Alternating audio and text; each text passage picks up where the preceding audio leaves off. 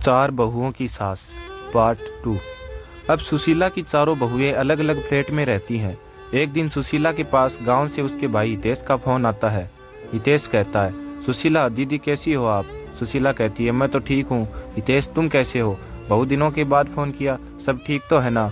हितेश कहता है, हाँ दीदी सब ठीक है। मैं कल तुम्हारे पास आ रहा हूँ। वहाँ मुझे कुछ काम था तो सोचा अपने भांजे से भी मिल लूँगा।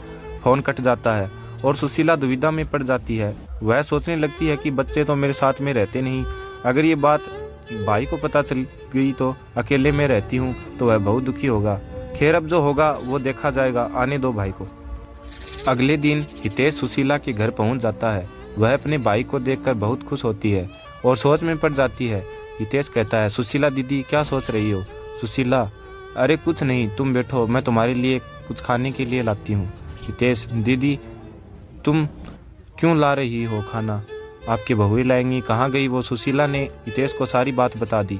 हितेश, कलयुग आ गया है दीदी, कलयुग। चार चार बेटे के होते में माँ बेसहारा हो जाए, ये तो घर कलयुग है।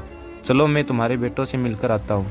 हितेश ऊपर चला जाता है तो देखता है कि सुशीला के बड़े बेटे को शराब पीने की आदत होती है, जो अब बहुत बढ़ चुकी थी। उसके दो बच्चे हैं। बड़ा बेटा, मामा जी कैसे हो आप? घर में सब ठीक है? बड़े दिन बाद आप मिलने आए। हितेश कहता है, घर में तो सब ठीक है, तुम बताओ कैसा चल रहा है? यहाँ सब कुछ ठीक है ना? इतने में उसका छोटा बेटा यानी सुशीला जी का पोता हितेश के पास आता है, जो लगभग 6 साल का था। हितेश से पूछता है, हितेश कैसे हो बेटा? कौन सी क्लास में हो? पोता, मैं तो अभी LKG में हूँ ना नाना जी। हितेश, अच्छा, बड़ा होकर क्या बनोगे? पोता कहता है, मैं बड़ा होकर पापा की तरह शराबी बनूंगा। यह सुनकर सभी लोग बहुत चकरा रह गए और रोमा फूट फूट कर रोने लगी और रोते रोते बोली, रोमा, अगर मैं अलग ना हुई होती तो ये इतनी शराब नहीं पीते, माँ के साथ रहते थे तो इनको माँ से थोड़ी शर्म तो आती होती। अब बच्चे भी वही सीख रहे हैं जो ये सिखा रहे हैं। थोड़ी देर बाद हितेश ऊपर दूसरे भांजे के पास जाता है, पर वहाँ की हालत कुछ अजीब ही थी। जैसे चारों तरफ सामान बिखरा हुआ था, कोई साफ सफाई नहीं। टीना सारा दिन सोती रहती या टीवी देखती रहती। हितेश से घर की हालत देखी नहीं गई और उसने बातों बातों में ही पूछ लिया, हितेश बेटा घर बदल रहे हो क्या? सब सामान बिखरा हुआ है। मामा जी की बात सुनकर टीना झट से बोली, टीना, मामा जी पहले सब माँ के साथ रहते थे ना, तो सारी बहुओं को एक ही काम करना रहता था तो काम जल्दी से हो जाता था। अब सारा काम मुझे को करना पड़ता है तो समझ में नहीं आता कि कहाँ से शुरू करूँ और कहाँ पर ख़त्म करूँ। हितेश, अरे तो बेटा एक काम वाली को रख लेते। टीना, इनकी इतनी सैलरी कहाँ है कि काम वाली को रख सकें? मामा जी, हम अलग फ्लैट में ना रहते ना तो इतनी परेशानी ना होती, वहाँ सब मिलजुल कर काम कर लेते थे। ये कहते ही टीना के आंखों से आंसू बहने लगते हैं। हितेश वहाँ से भी चला जाता है और तीसरे बेटे के घर यानी तीसरी मंजिल पर पहुँचता है। वहाँ हितेश का तीसरा भांजा और उसकी पत्नी मीनू आर्थिक तंगी से गुजर रहे थे। हितेश, बेटा कैसा चल रहा है? तुम्हारी माँ ने बताया कि तुम सब अलग अलग रहते हो तो मैं आ गया तुमसे मिलने के लिए। तीसरा बेटा कहता है, सब ठीक है मामा जी, आप बताओ आप कैसे हो? मीनू, मामा जी आए हैं, कुछ खाने के लिए ले आओ। इतना सुनते ही मीनू रसोई के डब्बों में देखने लगती है, वो एकदम खाली होते हैं और वही बैठकर सर पकड़कर रोने लगती है। रोने की आवाज़ सुनकर हितेश और मीनू का पति अंदर आते हैं। हितेश, क्या हुआ बेटा, रो क्यों रही हो? मीनू कहती है, क्या बताऊं मामा जी, मैं अपनी किस्मत पर रो रही हूँ।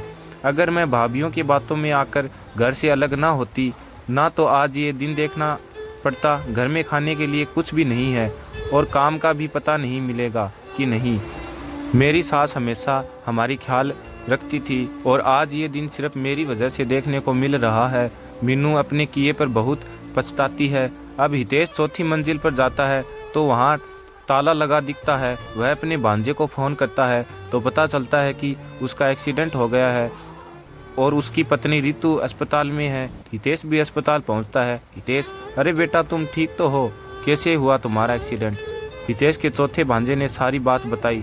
इतने में रितु भी वहां पर आ जाती है। रितु कहती है, मामा जी नमस्कार, अच्छा हुआ आप आ गए, मैं तो यहाँ अकेले बहुत परेशान हो गई थी, कभी दवाई का पर्चा तो कभी दवाई का चक्कर। हितेश कहता है, तो तुम दोनों दीदी को खबर क्यों नहीं दी? रितु, किस मुँह से फ़ोन करती माँ जी को, उनका दिल भी बहुत दुखाया है, हमने आज बहुत पछता रही हूँ जो उनसे अलग रहने के लिए सोचा। अगर हम सब साथ रहे होते तो आज मुझे इतनी परेशानी का सामना नहीं करना पड़ता। हितेश अपने तीनों भांजों और सुशीला जी को खबर कर देता है और सभी अस्पताल में आते हैं। हितेश चारों भाइयों को एक दूसरे की परेशानी के बारे में बता देता है। चारों भाई एक दूसरे के गले लगते हैं और एक दूसरे से माफ़ी मांगते हैं। चारों बहुएं भी सुशीला जी के पैर छूकर अपने सास से माफ़ी मांगते हैं। अब दोबारा सारा परिवार एक हो गया और सब मिलजुल कर रहने लगे। अगर एक भाई पर कोई परेशानी आती तो सारे भाई मिलजुल कर उसका सामना करते। एक दिन सुशीला ने अपने बेटे और बहुओं को बुलाया और कहा, देखो तुम सब एक साथ रहते हो तो कितने खुश रहते हो, कोई मुसीबत तुम्हें छू भी नहीं सकती। इसीलिए तो कहते हैं कि मुश्किल वक्त भी टल जाता है जब अपनों का साथ मिल जाता है। दोस्तों, आपको ये स्टोरी कैसी लगी आप हमें कमेंट के माध्यम से बता सकते हैं। Thanks for watching this video.